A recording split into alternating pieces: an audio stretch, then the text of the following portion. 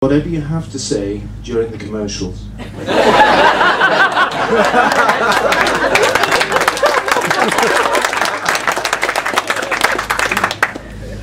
But joking aside, I've watched the two of them together for some time, seen the way their relationship has blossomed, how they care and look after each other, and I know they will have a wonderful life together.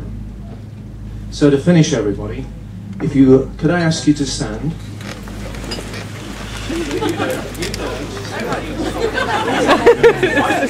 And join me in a toast to the bride and groom.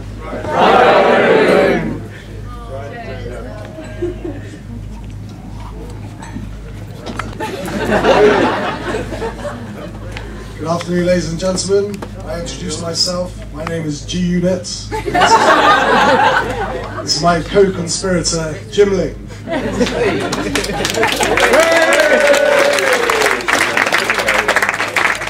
I'd like to take this opportunity to toast the charming bridesmaid.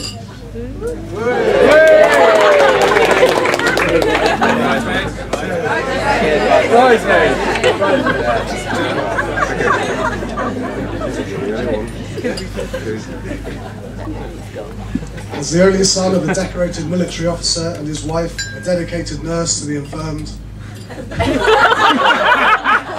Michael is somewhat lacking in bravery and compassion.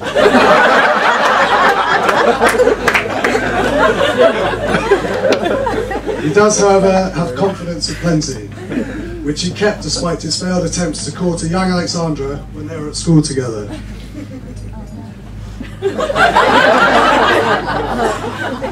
Finally, though, his persistence paid off, and here we are now, formalities complete, certificate signed, and Michael has captured his beauty.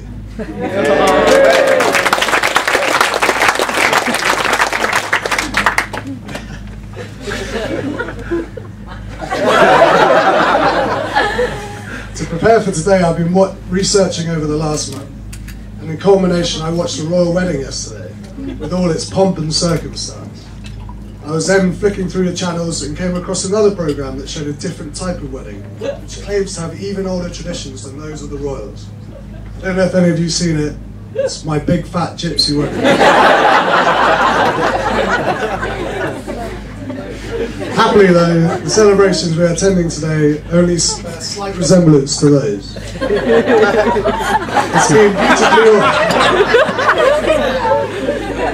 It's been beautifully orchestrated by Alex. It's more genuine than the royals and a touch classier than the gypsies.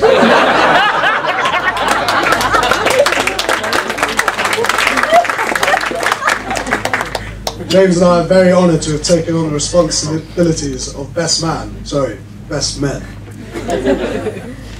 I will now hand over to James, who has prepared a few words to enlighten all of you to the character of Michael, or as we know him, Merv the Perv.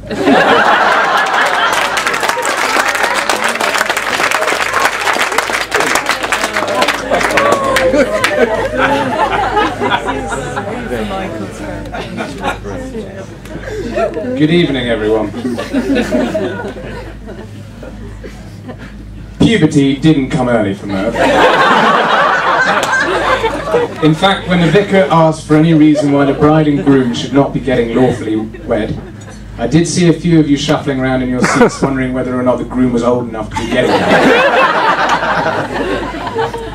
However, it was only earlier that overly proud Merv was, as always, more than happy to prove his maturity by revealing his 6th chest hair. It's always been hard for Merv to prove that he actually is 10 years older than he looks. This has never been more true than when he used to attempt to enter any drinking establishment. Probably the reason he chose to be teetotal for years. Something he actually had George and I really worried about, as most stories and speeches are made with alcohol being the most frequent attribute to any good story. Gladly, however, Merv found Smirnoff Ice. Boy, did Smirnoff Ice not agree with Merv. But for such a slight, scrawny 18-year-old, he really could get through an obscene amount of this effeminate alcohol. His problem was keeping it down. James's wine bar somehow let this youthful-looking, hoodie-wearing, wannabe rapper into their establishment with shocking frequency. We are forever in the owner's debt. Sitting in the corner of the bar, head in his hands, white as a sheet, was not an unusual scenario for Merv. I've never seen such an overpowering ratio of entry to vomit levels. And it is to his credit that he kept getting away with it. Let's back it up a bit, though. Back to the start, if I may. Colonel Charles Woodrow must have spat his dummy out when little Merv was born. That was until the gnat flew off his Michael's lap to reveal he actually had his first son.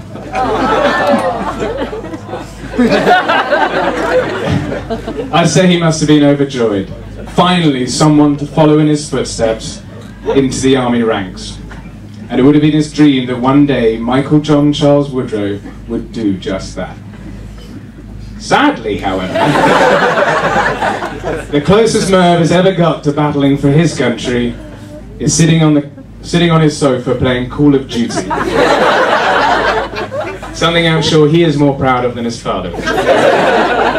Fear not, Charles.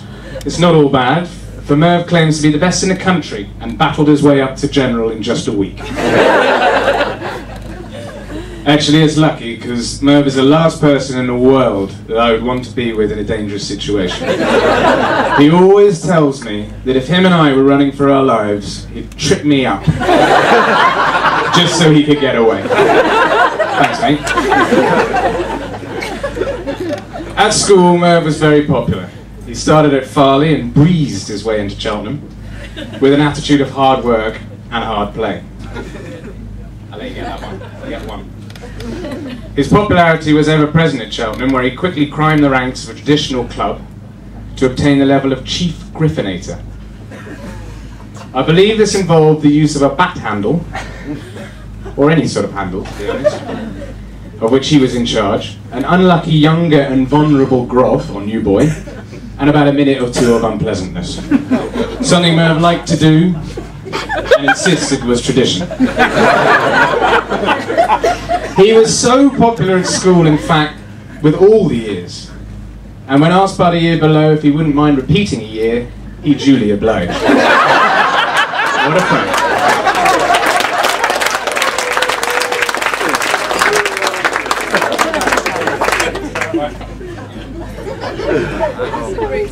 Merv, growing up, had more names than a phone book.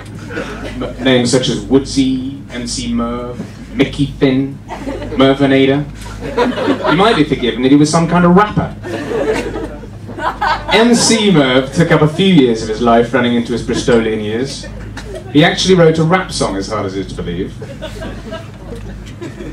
I believe we have something prepared.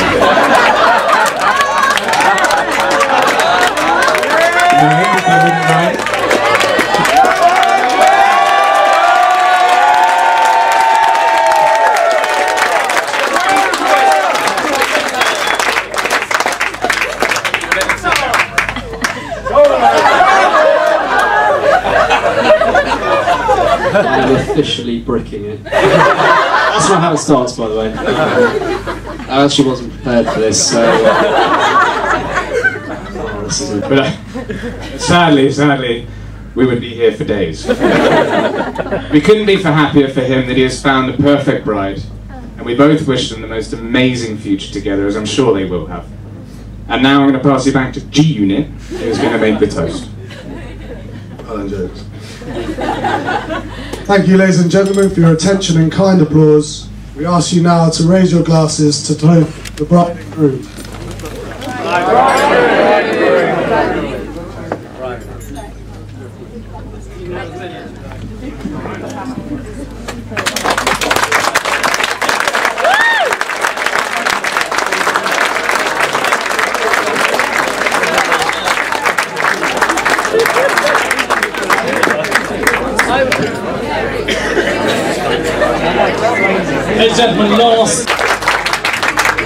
Ladies and gentlemen, family and friends, on behalf of my wife and I, welcome. We especially want to thank those who have travelled from afar, such as Hong Kong, but not forgetting those from St. One Sarah, wherever you are. There are so many people who we need to thank, and knowing me, I'm bound to forget someone, so please don't be offended. It is worth mentioning at this point that the marquee, table decorations and flowers all look wonderful, so thanks to everyone who helped out, especially Alex's mum, my aunt, who are everywhere, sisters and cousins who are also everywhere.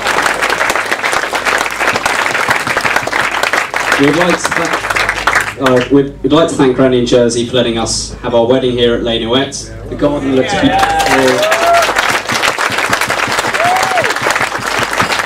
And we know that this is all down to a lot of hard work, so thank you, we really appreciate it.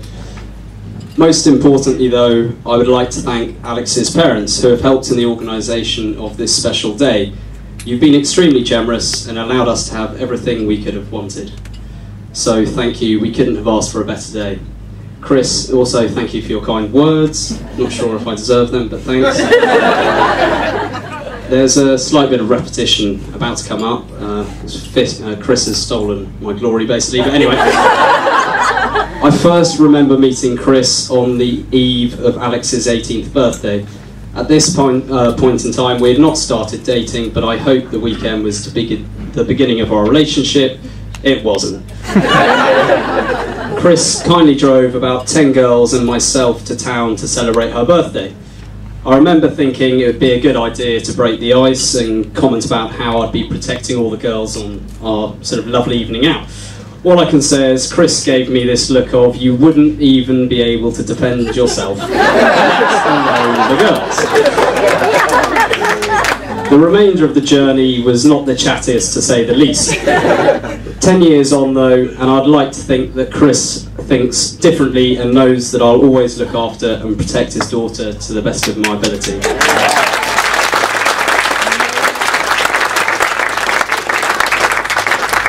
Our next car journey, some 10 years later, happened to be when I asked Chris for Alex's hand in marriage. Alex's parents had come over to stay for a few days, and they were living in Ascension Island at the time, and now was my only real opportunity, because although a phone call would have been easier, I thought I'd man up for the occasion and do it face to face. The proposal did not follow strict tradition. The only time I could get one-on-one with Chris was on a car journey. However, Alex's mum was present. The time had fast approached, my hands started to sweat, and even though I wanted to sit in the back of the car to ask Chris, I knew that I had to sit in the front, so I called shotgun. We departed from St Helier travelling west, and I rather nonchalantly looked at Chris and asked if I could marry his daughter. I did all this before we got to the end of Victoria Avenue. It took Chris all the way to St Brelad's Bay to say yes. All the while Alex's mum was screaming with excitement, and at one point I had to control things. I said, like, calm down, love, calm down. I wish, basically, that I'd asked Chris at the bottom of St Oban's Hill. Would have made life a lot easier, the journey better, but anyway. I decided in my own mind that this was all down to Chris's former fighter pilot days in the RAF, where concentration was vital, and it seemed he was applying the same concentration to our narrow parish roads. To cut a long journey short, Chris said yes. I still, to this day, do not know if he was concentrating so hard on the road that he could not respond, or he was hoping we would all forget the question had been asked by the time we arrived at our destination. All joking aside, although nervous, I knew this is what Alex and I wanted, and so asking Chris was not that scary. In fact, it felt normal telling him how much I loved his daughter. Moving on from this, I thank you both for bringing Alex up to be the woman she is today. We both come from military families, which meant a lot of travelling about from one place to the next, and this in turn helped us in growing up. In getting married, we now have parents-in-laws and extended families, some of whom I'm meeting for the first time today. Alex, who I know is loved by all my family and has been for many years now, will really feel part of the Woodrow Dawson clan. One final point on Chris: he is going into retirement from the RAF shortly, and I'd like to wish him all the happiness for this. There is